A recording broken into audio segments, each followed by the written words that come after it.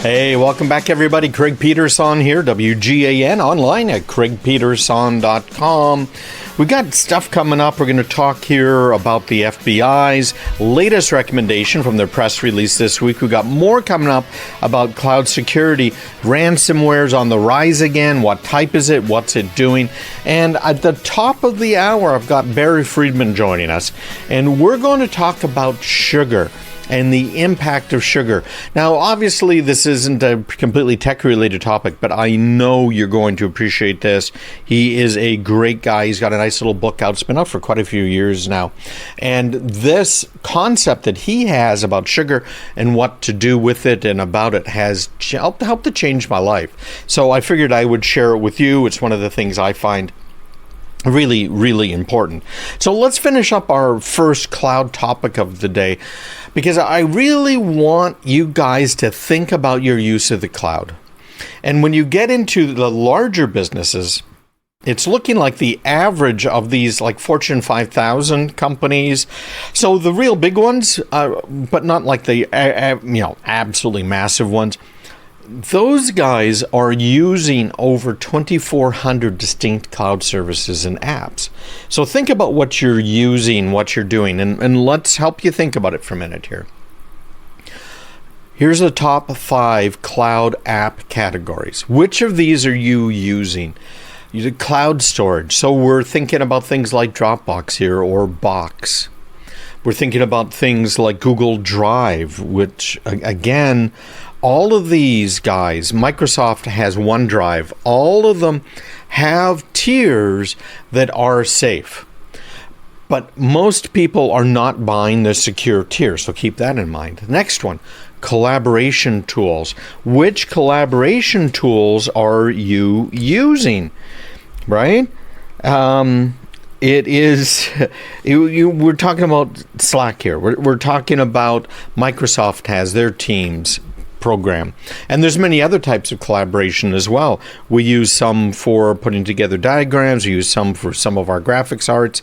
We use some cloud apps for grabbing videos and doing some video production. Webmail. What are you using for webmail? Consumer stuff. What do you do? Are you going on to Amazon.com to order things? How about some of these other sites? Social media. Many of us, my business included, we have social media accounts that we use to keep in touch with our prospects, to keep in touch with our clients. So which of these are you using? Google Drive, YouTube, Office 365. Hopefully you're at least using one of the business versions of Office 365. How about Facebook? How about Google Gmail?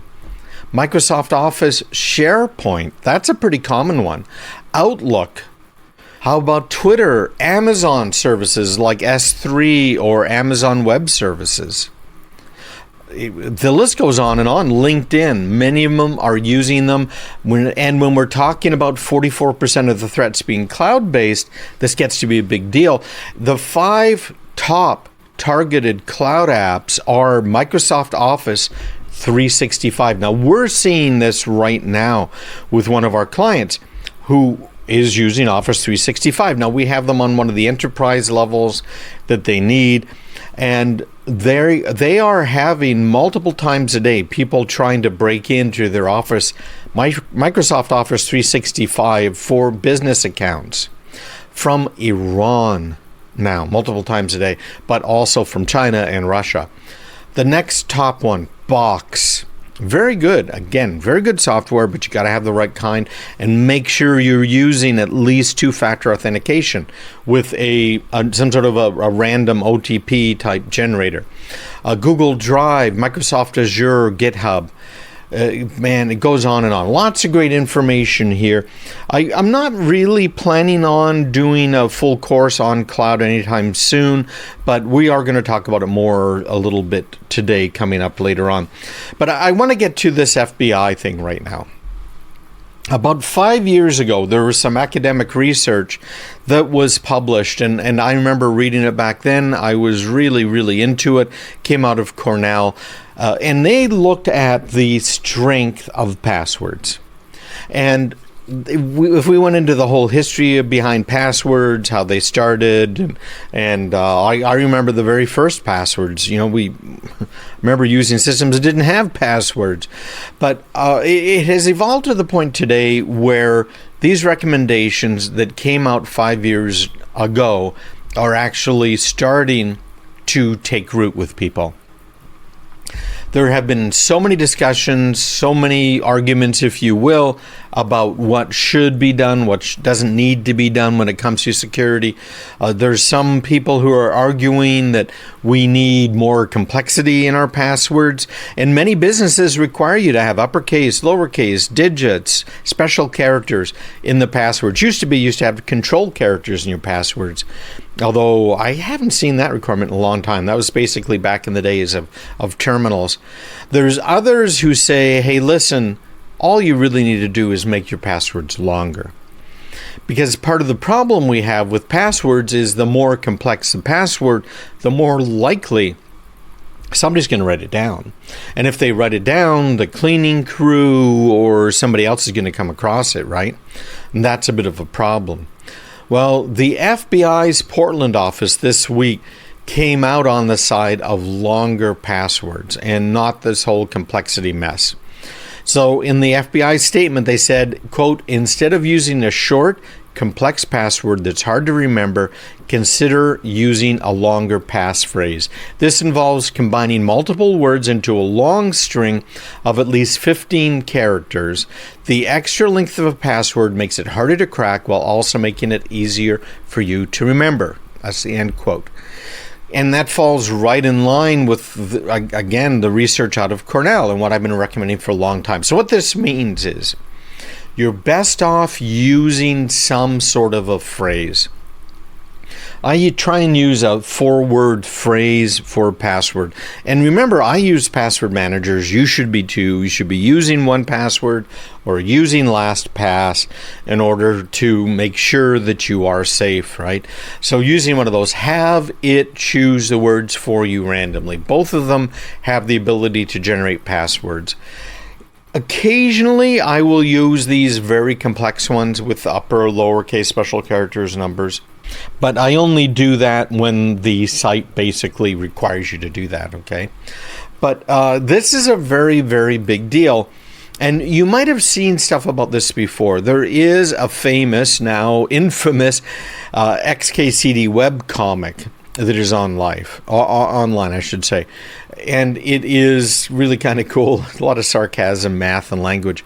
But it's looking at password strength. And through 20 years of effort, it says we've successfully trained everyone to use passwords that are hard for humans to remember, but easy for computers to guess.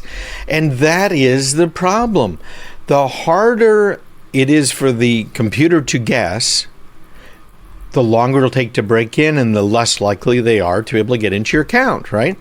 So they break it down, look for common substitutions, look at the order, numerals, punctuations, and basically they come out and say, hey, listen, for your average password, and it's using Troubadour ampersand 3 as the example. So that's 1, 2, 3, 4, 5, 6, 7, 8, 9, 10, 11 characters, which is a pretty good length, right? Most sites only require 8 characters. So that breaks down to 28 bits of entropy. So that's 2 to the 28th power. And at 1,000 guesses a second, it would take a computer about 3 days to break that particular password. And, possible attack, if it's a weak remote web service, it can be a lot faster. There are hash tables that are in use, and those hash tables make it so that the bad guys can crack a password in just minutes. But when you start using these big ones, and the example is like horse correct battery staple, that's 44 bits, takes 550 years to guess versus 3 days. So think about that for a few minutes. I think it's important that we use these passphrases. Once again, I agree with the FBI on this one. All right, when we come back, We have one more segment before we get into our little sugar interview, and we're going to talk a little bit about malware on Mac. So stick around. We'll be right back.